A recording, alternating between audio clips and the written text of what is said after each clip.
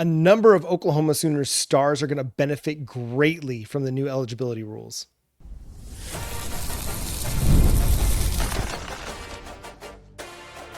You are Locked On Sooners, your daily podcast on the Oklahoma Sooners. Part of the Locked On Podcast Network, your team every day. What's up, Sooner Nation? Welcome to Locked On Sooners. Today's episode is brought to you by FanDuel. The biggest stage in world soccer is here. Let there be goals on FanDuel. Visit FanDuel.com to get started. He's Jay Smith. I'm John Williams, and we've got a bunch of great questions to answer on today's mailbag edition of Locked On Sooners. And Jay, we're going to start with this one right here because this is a one that's been talked about a lot. There's still a lot to be decided. But how does the new eligibility rule affect players already playing? This comes from Sooner Sammy 84 in the Everydayer Club. Yeah, that's a good question because that's kind of the big question a lot of people have right now. So if they have not taken a red shirt, what it sounds like so far is this is still being vetted out. So keep this in mind. This isn't the gospel as of right now. This isn't fully set in stone, but that if you haven't taken a red shirt, you're going to get a fifth year, if you want it or not. So for us, PJ Adebeware, Peyton Bowen, right? They can come back and play next season. Technically, Kip can. A lot of players that did not redshirt that did special teams and stuff their freshman year, they'll be able to come back. And to me, I think that rule helps with that component because now these guys aren't on a real clock where they have to hurry up and try to find time on the field. They can go do special teams as a freshman and not lose the full 4 years of them being able to play while also gaining valuable experience on the field. And so to me, it's going to be a huge advantage for a lot of teams that play players quite often. Now, granted, you may have situations where some of these players that have redshirted won't get that extra year. The lawsuits are happening as we speak. I mean, I think the former Missouri players already started it. So it's fluid. It's nothing that is, like I said, set in stone. But to me, it's going to be very beneficial to the squad. And I think what it does also is just streamlines and cleans up all of it. You don't have nearly as many questions across the board. It's 5 years. It's not, hey, he played just 15 minutes of lacrosse. Well, he's going to get that year because they don't have redshirt rules in lacrosse or baseball or soccer or basketball. Like, it's a medical redshirt or nothing, where now it's, you can kind of stash a player and don't have to feel forced to play him early on if they're not ready. Whereas in some of these other sports, you're taking up a roster spot, you kind of have to play. So I think it does clean it up a little bit. It starts a clock where you're not going to end up having 25, 26-year-old players out there playing against 17 and 18-year-olds, which is a huge difference. It is a huge difference. I know that they're all doing the same training and they're all playing technically the same sport, but you talk about an 18-year-old playing college football versus a 25 or a 26-year-old, that is light years difference from a physical and mental maturity. So I like it. I know that there are questions and the lawyers are getting active with it and some players aren't going to like it, but I think for the health of the sport long-term, this makes a ton of sense. It does. I mean, additional players, Jacobe Johnson would see a benefit from it because he's played since his freshman year. He's a senior this year, no red shirt. Jermichael Carter. Yeah. Doesn't have a red shirt. He is a true senior. So it's really the true seniors that's going to see the biggest benefit because they can come back one more year if they really want to, or if the team wants to. And like you said, you still got to juggle your roster. This will help with having a good idea of what you need to plan for in the future. Now, when it comes to recruiting, you can decide if you want to take larger classes or not based upon, okay, there's a good chance this player is going to be here a few additional years. And it really helps with understanding that. And especially with NIL, some of these kids are like, look, if I'm going to get drafted in the fifth round, I may as well go back to college. I'll make more money probably that 1 year and then get fifth round the next year, stack my money, but also possibly even up my draft status because I got extra training and all that. But you're exactly right. The physical component of these players being older compared to younger, that's why you want to get kids in the spring and have them early enrolled so you can jumpstart their physical transformations. That is really why you want them in there in the spring. I mean, yeah, you're getting them to learn the playbook and all that. Cool. No, winter is about eating and lifting. It's bulking season. Right, it's bulk season, baby. That's right. So if you want to get them to the point where they're at a physical level and they're going to continue to ascend, because as we've talked about here numerous times on the show, John, they bulk in the winter. They start to lose some of it in the spring because of all the training. They rebulk in the summer while still training. And then they drop at the season and they have their maintenance weight the entire season. And then they right back up. It's the same roller coaster. And so, yeah, if you can get them early and you can keep them for 5 years, but people don't understand 5 years of actual game experience and just not like 4 games and 4 years of it.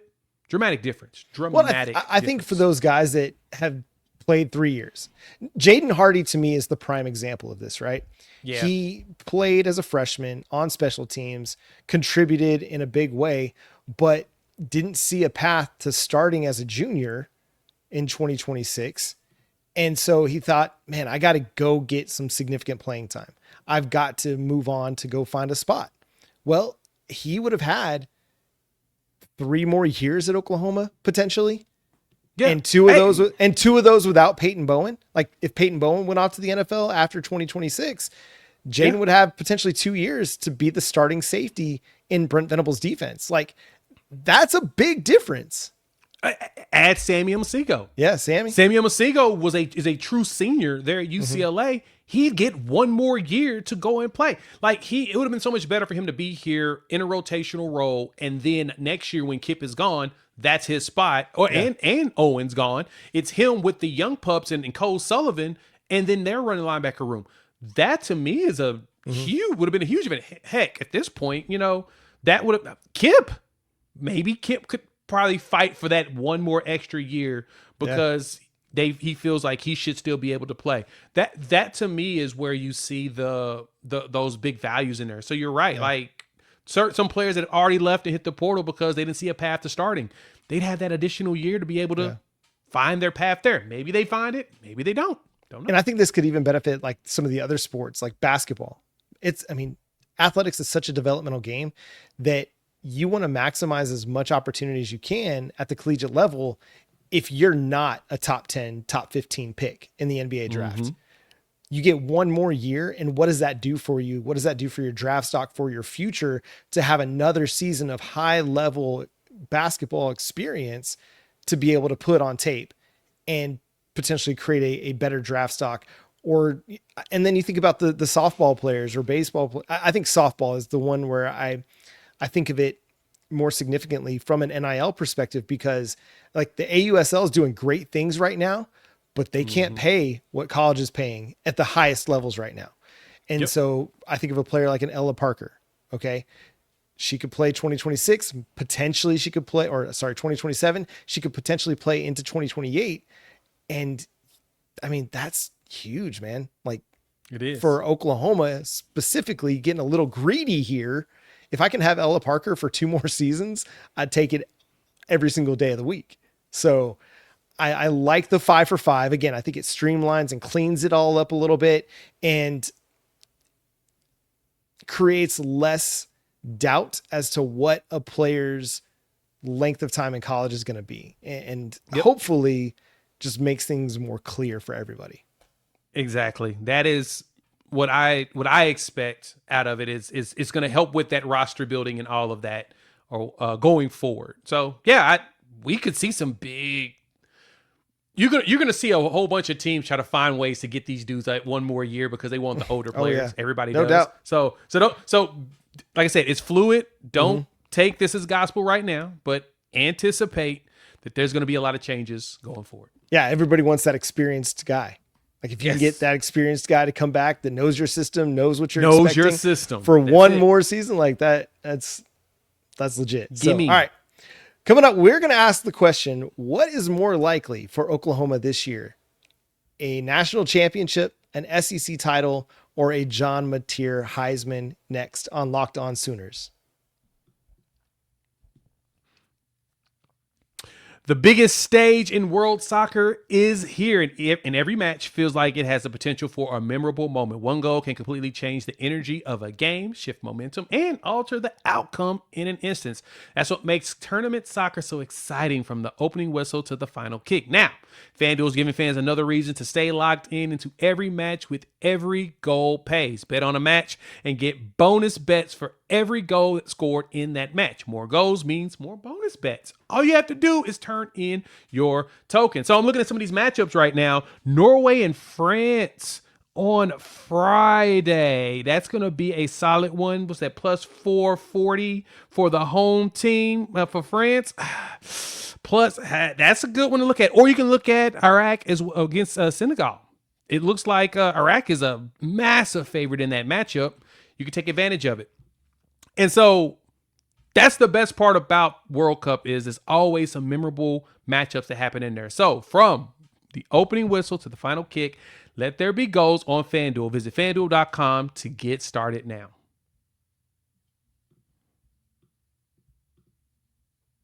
And thanks for making Locked On Sooners your first listen every single day. Shout out to all the everydayers out there. And if you want more Locked On Sooners with less ads, now's the time to activate that free trial in the Everydayer Club at lockedonsooners.supercast.com. You get a 7-day free trial where you can join us in the Discord, talking ball, talking Oklahoma baseball, football, recruiting, and more. National championships. National championships. Which you think is more likely? A lot of great questions that we'll be discussing. And then we'll have you covered all off season and throughout the 2026 season there in the Everydayer Club. Again, lockedonsooners.supercast.com. All right. This is a great question from our friends over on the YouTube side of things. Sooner Brandon asks, which is more likely? Oklahoma wins the national championship, John Mateer wins the Heisman Trophy, or Oklahoma wins the SEC? Can we get more than one, Jay? That's a darn good question. And I'm going to be honest. We'll take our Homer hats off on this one. We'll really give you a true feeling on it. Now, if I'm gonna be honest, if all of them, I think it's more likely that John wins the Heisman than the other two actually happens. And I say that because the way he started last season, and think about it, he was the only dude that knew the playbook. Him and Ben Arbuckle, so they were still breaking everybody in game scenarios with this playbook. He was out there playing as if he was going to be able to win a Heisman. Like, you could tell that he knew, okay, run game's not getting there yet. We're still young, dealing with injuries, but we're going to get there. We're going to ramp them up. So I'm taking over. And so he was taking over those games. He'll be able to do that even better this season with a good offensive line that's grown together and a run game right behind him. That, to me, is the thing that's most important to recognize here, is that he's going to get a lot more help because everybody now knows the book. They've had it for a year. That helps. People think 6 months should be enough. It ain't. When you start getting in the actual trenches and the foxhole, as people in the military would say, until you actually go through it, you don't know what's truly going to happen or how people are going to adjust to it. Now they've got the tape to look back at it and get a better understanding. They'll be much better prepared for the rest of the season. If John Mateer's healthy last year, they're in the SEC title game. Yeah, probably so. I don't think we lose that Ole Miss game. No, we don't lose the Ole Miss game. I'm not going to say we beat Texas because we might have actually beat Texas fans are not here for that. But I think we have a much better showing against Texas, and that's a much better. Third. Yep, I know. I'm with you. We were leading at halftime with a bum thumb. With a bum thumb. With a bum thumb.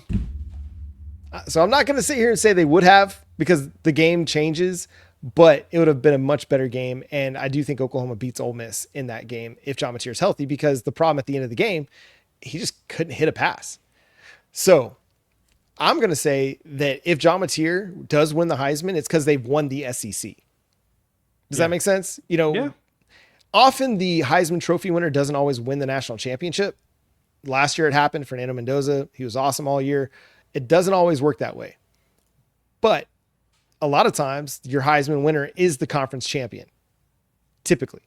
So I think if John Mateer goes and has the year that we think he's capable of having, they're in the SEC title game with a chance to win it.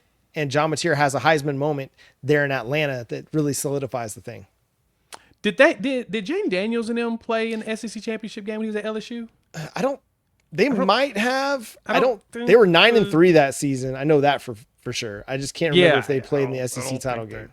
I don't think they played in that one. But to your point, I said typically. It's more I didn't say every year. You're right. You're right. You did say it. You did say typically, and you're 100% right. That's why I was wondering about that with him, because they did, for the most part, have a really good season until it kind of fell apart. Like the Alabama game is really what knocked them off. Like the Ole Miss game was kind of ridiculous, and it was a high scoring game. They lost the opener to Florida State, who was actually a good team, but he balled out so much to get himself into that Heisman conversation. Plus, he ran for like 1,100 yards in the season. Makes sense. They were close. Yeah, it's just they didn't. But yes, you are right. If John does that with this schedule, we're most likely going 11-1, and we should be in the SEC title game. Question is, it would be a rematch with Georgia? Is somebody else? Is it going to be Alabama? Because I've been hearing a lot of Alabama chatter out there that they think Alabama could be the team to go. So, but yeah, that is one I 100% am with you on with that. I think we're due for Red River in the conference title game. It's been a minute since we've had one of those, right? Hilarious. How are you going to do that the third year in the SEC? That is a Red River matchup in the title game? Because everybody told us we weren't be able to do that in the SEC. We were told. Yeah, I think if it happens, we got to automatically move it to AT&T Stadium there in Arlington. We can't travel to Atlanta for that. That would just be weird to move us all across coast. Yeah, so listen, I think a national championship is likely, but if you're asking me which is the most likely, I got to say the Heisman is the most likely, followed by the SEC championship, then followed by the national championship. And again, I think Oklahoma has the tools and they have the capability of going to win the national championship, but that's just a lot harder to do. Oklahoma hasn't won a national championship since 2000. They've won 4 Heismans since 2000? Yeah, 4 Heisman since 2000. So we can do it. It's not like it's right. Impossible. It's the Reese Witherspoon from Legally Blonde gif. What? Like it's hard? Right, so, exactly. Yeah. It's what we do. That's what we do at Oklahoma. All right, here's a good one right here from Patriot Party on YouTube. He says, who will have a better season this year? David Stone or Kip Lewis for the defense? Rocky Beers or Parker Livingston for the offense? Interesting selection of people. I wonder why they picked those two in those two moments, but that's a very fascinating combination. I mean, David Stone is rated 94 on College Football 27. He's getting so much love right now. He's getting so much. The best DT in the country. It better be David Stone. Yeah. Let's put it that way. Now, granted, I don't know if Stone puts up the numbers that people want, like double-digit sacks and like double-digit tackles for loss and all of that. Right. But I think that he's going to be such a gravitational pull in the trench battles 100%. That our defensive line eats heavily just because of his existence. So I honestly would give him credit for that as helping him having the better season. Kip's going to break out again. But I think it's going to be David Stone. I've looked around for college football double team rates, and I can't find them. But I imagine that David Stone is very high on that list. He's too big. He's too physical. He's too athletic. He's too strong. He's too quick that opposing offensive lines and offensive coordinators, they can't ignore him. Yes, R. Mason Thomas is great. Taylor Wine is fantastic. Grayson Halton is amazing. David Stone, though, he led your team in pass rush snaps last year along the defensive line. He was right up there in stops, in pressures, in hurries, and quarterback hits in just his first full run of football. Like that was just his first opportunity to play a significant amount of snaps. And he was dang near dominant at the position. Yeah. Kip Lewis is great, but linebackers eat a lot because of the guys in front of them. So I'm going to go David Stone as well. All right, Rocky Beers or Parker Livingston, Jay? Give me Rocky Beers. I actually think he's going to be the best tight end on the team. Like, I think Hayden Hansen's going to have a good season. I think Rocky Beers is going to put up some stupid numbers. I mean, I was going to say Rocky Beers because I've gone on record already saying that he's going to lead the team in touchdown receptions this season. You did. And I'm going to keep doubling down on that. I'm not shying away from that. He's going to be a red zone weapon. He's going to be a weapon from the 30, 40 yard line to score because he's got the speed to break away, and he's going to be a threat down the seam. John Mateer is going to love throwing to this dude down the middle of the field. We know we chronicled last week how much John Mateer likes to throw to the middle of the field.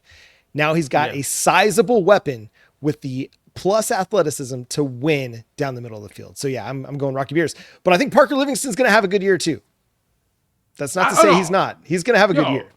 Yeah, I think Parker's going to be leveraged enough. I think he probably puts up similar numbers that he did last year. Yeah.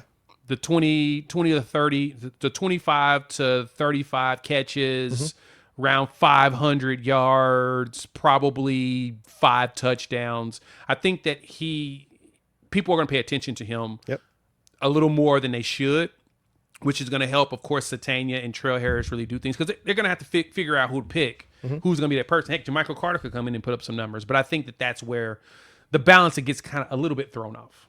Yeah, I think because of what you have at wide receiver, Parker Livingston isn't going to get as many targets. And I don't necessarily think Rocky Beers goes and gets like 60, 70 targets, but I think he could. But I mean, maybe he could.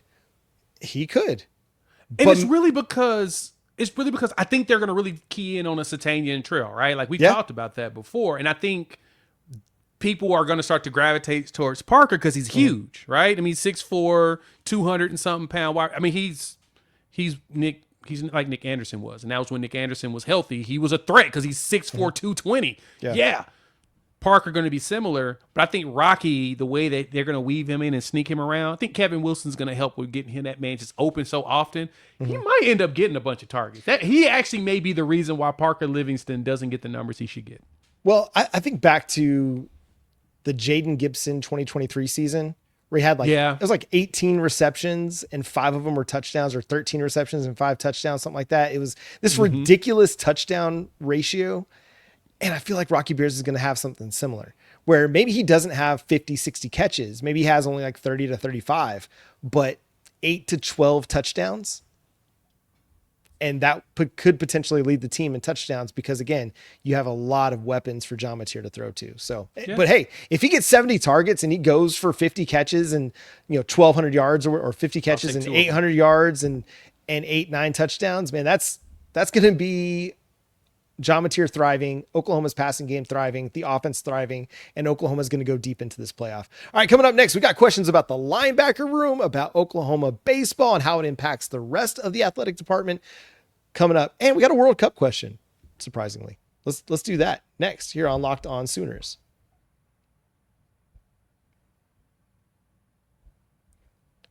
Running a business shouldn't feel like you're trying to connect a bunch of systems that were never designed to work together. One app for accounting, another for inventory, another for sales, and somehow none of them talk to each other. That's where Odoo comes in. Odoo is an all-in-one business management software that brings every part of your business together in one powerful platform. From sales and accounting to inventory and marketing, everything works in one place, helping your team move faster, stay organized, and focus on growing the business instead of managing software. The best organizations know that success isn't just about talent, it's about everyone working toward the same goal, and that's true in sports just like it is in business.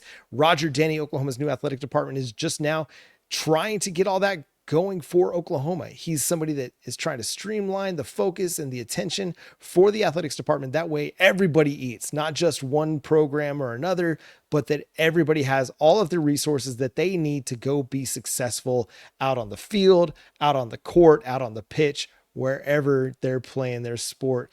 And in the same way, that's what Odoo does for you, because great organizations win because operations matter. And that's why you should get Odoo. Try for free today at odoo.com/lockedon. That's odoo.com/lockedon.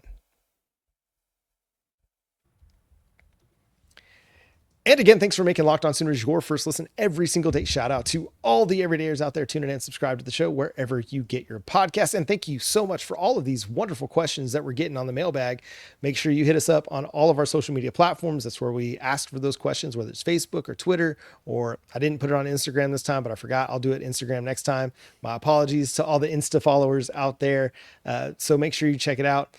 Got a couple more great questions here that we're going to discuss. This one on linebackers. Do you believe Marcus James, James Nesta, Bo Jandreau, Christian Moore, etc. will see much playing time?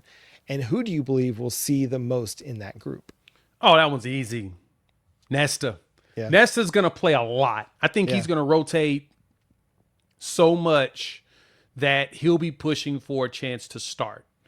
right? Like, I think that that's how effective he's going to be. But at the same time, they're going to be grooming him to start next season anyway. So I'm big on Nesta. I think that he's going to be the one that play out of this group. He's going to play the most. I'm not sure about Marcus James yet. I know that he was wearing the blue jersey, so he's been dealing with some injuries, but yeah. But they played him in the spring game, so I think they were being cautious with him, but it's not like they didn't let him tackle. He just had to touch. It was a two-hand touch, but he was in position. I think that was just as critical, right? And I think that's a good point. I think had it been a game day, they probably would have had that blue jersey off of him. Yeah, he may have. That's a possibility. But to your point, I think you're right. James Nesta is probably that number 4 linebacker in the rotation, and Marcus James, I would put at number 5 right now, just depending on health. But don't be surprised if you don't see a lot of Bojandro, Christian Moore, Dane Bathurst, Jacob Curry getting a lot of run on special teams, especially if the 5-for-5 thing is coming down the pipe. All those guys will play on special teams. Actually, yeah, I expect Jandro, if he's back healthy, Christian Moore and Curry, if he's back healthy, I expect all of them to be special teams guys. Yeah. I expect them to be special teams All-Americans, right? For this squad. I expect BV to talk about them in pressers about how much strain they show on the special on that side. Yeah, that's the expectation. If they do that, then we'll definitely see them in 27. Yeah, linebacker depth is really nice right now. You just got a lot of dudes that play fast, they play physical, and they want to hit somebody. All right, next question. This one comes from Cayman Stewart over on YouTube. He says, could the national championship for baseball have a big impact on the other sports and jumpstart some momentum for all athletics as a whole? I don't see why not. We're starting to see breakthroughs. We saw the breakthrough in football. We made the playoffs, lost in the first round, unfortunately. We got to eventually win in the first round to do that. But baseball had a breakthrough in 2022, making it to the Natty. It's with Skip for the first time. Didn't do very well there. But then it kind of teetered in between. But then they broke through this year, got hot, and was hot nonstop. I can say that I think football has a great chance to do that. I don't know about basketball yet. I need to see it to believe it, to believe it there. Yep. But I do think that could have a good ripple effect because similar to baseball, as they talk about family and all of that, that's the one thing you hear the most from recruits when they visit, and others go around. They're like, man, dude, they're really like tight knit. Hell, you hear about former players that have portaled out, coming back to hang out with the dudes here. Like there's a true friendship bond that BV culture-wise has built. And at some point, that's going to break through and allow him to win a lot of big games. Yeah, I think it's going to have a positive impact. It can only help. When you win national championships in any sport, it's good publicity for your program. That's why Texas is always putting out there that they win the Directors Cup every year, because they win a lot of national championships in a lot of sports, maybe not football or baseball. They did get softball this year, or they didn't get basketball or women's basketball, but they got a lot of them in other sports. Every time that Oklahoma makes a postseason in anything, it's good. And it creates this positive energy. I think the baseball run to the College World Series, to the championship series, winning it all, I think it created even more positive energy simply because you had Jenny Baranczyk down there or up there. You had Porter Mosier up there. You had Brent Venables up there. You had Jim Nagy. You had John Mateer. You had Teddy Lehman, Gabe. You had the who's who of Oklahoma athletics up in Omaha, getting FaceTime, getting on the camera. And I think it's going to just create good energy for all of them because they were around good energy also. Energy is transferable. And when you're around that and you see it, you see championships take place and you witness it and you witness what Skip's built in his years at Oklahoma, it can only have a positive impact everywhere else. And so I'm excited to see how that plays out and how that transpires because, again, it's just positive. It's going to be good for the program. Yeah, the investment's there. And you can see that Roger Denny is focusing on investing in these sports. And as they're winning, we should see even more investment. Yeah. And honestly, I think football, of course, football's king. It's the SEC. But baseball is a big deal.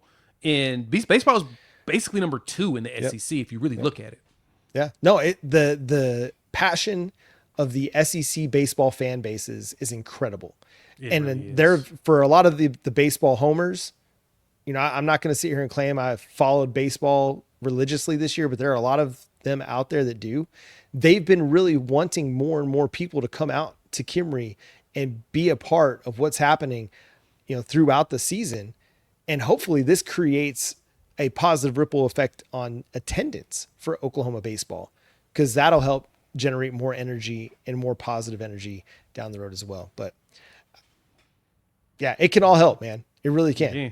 So, and I'm excited to see what basketball does, because I think Roger Denny has a clue about basketball. I mean, Illinois has been pretty good in basketball for a few years. Consistently pretty good at basketball. Yeah, just a few, though. Just a few. All right, last question here. Which World Cup fan base would be most compatible with Sooner Nation? This comes from Mr. Ed315 on X, formerly known as Twitter. That's an interesting one. So me and John was question. talking about this in the green room, because it was the next round live. They posted World Cup country college football team equivalents, and they picked college football teams. They had an equivalent World Cup team to them. But fan bases is an interesting question.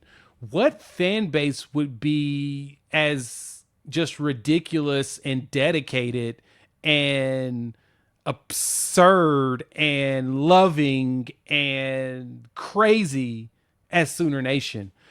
Man, watching all these videos of these visitors, I feel like the Lunatics are probably, man, it's so hard. But it might be Brazil. Okay.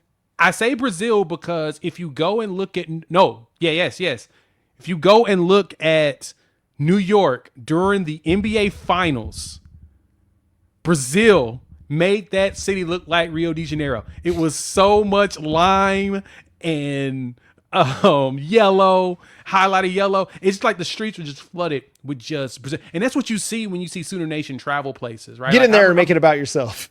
100%. Like, they just take over. Like, as many games I've traveled to, I'm just like, this is Oklahoma's here. There's white and there's crimson, there's cream, there's white, there's red. Yeah, that's all Oklahoma people. It's crazy. We travel so well that picture put that image in my head of, that reminds me of them. I think the other option may be like, was it Bosnia?